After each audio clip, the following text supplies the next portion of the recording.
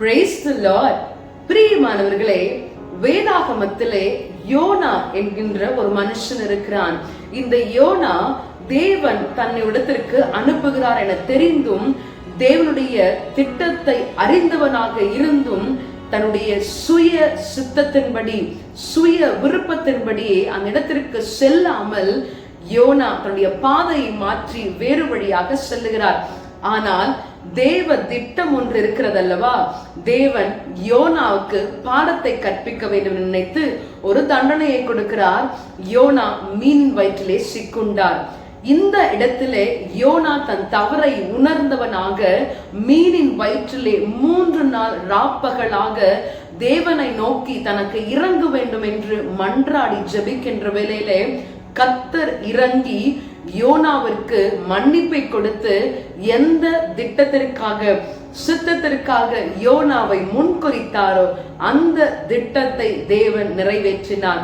பிரியமானவர்களே, நமக்கும் கூட ஏன் இந்த உலகத்திலே நாம் வாழ்ந்து கொண்டிருக்கிறோம், சும்மா நான் இருந்து கொண்டிருக்கிற காரணம் என்ன என்று சொல்லி சிலர் நினைக்கலாம். சிலர் நம்முடைய சுய சித்தத்தின்படி சிந்தையின்படியே வேறு ஒரு பாதையை நாம சூஸ் பண்ணி கடந்து சென்று கொண்டிருக்கலாம். ஆனால் தேவ திட்டத்தை நம்முடைய வாழ்க்கையில நிறைவேற்றுகிறவர் அவர். இந்த நாளிலும் ஆண்டவரே, உம்முடைய சித்தத்தை எங்கள் வாழ்க்கையில நீர் நிறைவேற்றும் என்று சொல்லி ஒப்பு கொடுப்பீர்கள் என்று சொன்னால் நிச்சயமாகவே உங்கள் வாழ்க்கையை ஆசீர்வாதமான வாழ்க்கையாக தேவன் மாற்றுவார்.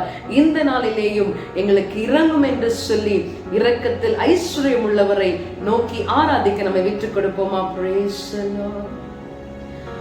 அன்று நீரே அழிவை கண்டே அன்பே இறங்கி நீரே,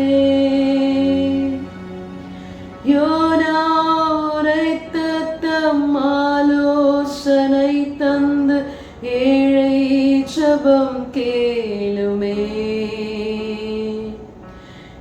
இறங்குமே என் இயேசுவே, இரக்கத்தில் ஐஸ்வர்யமே, கூவி கதறி ராவும் பகலுமே கெஞ்சும் ஜெபம் கேளுமே. ஆம் ஆண்டவரே, இந்த நாளிலேயும் எங்களுக்கு இறங்கும். ஒருவேளை எங்களுடைய சுய திட்டத்தின்படியே உங்களுடைய வார்த்தையை நாங்கள் கீழ்ப்படியாதவர்களாக எங்களுடைய சுய இச்சையின்படி நாங்கள் கடந்து சென்றிருந்தோம் என்று சொன்னால் எங்களை மன்னித்து உங்களுடைய திட்டத்தை சித்தத்தை எங்கள் வாழ்க்கையில நிறைவேற்ற ஒப்பு கொடுக்கிறோம். எங்களை ஆசீர்வதியும். இயேசுவின் நாமத்தில் ஜெபிக்கிறேன் பிதாவே, ஆமென். God bless you.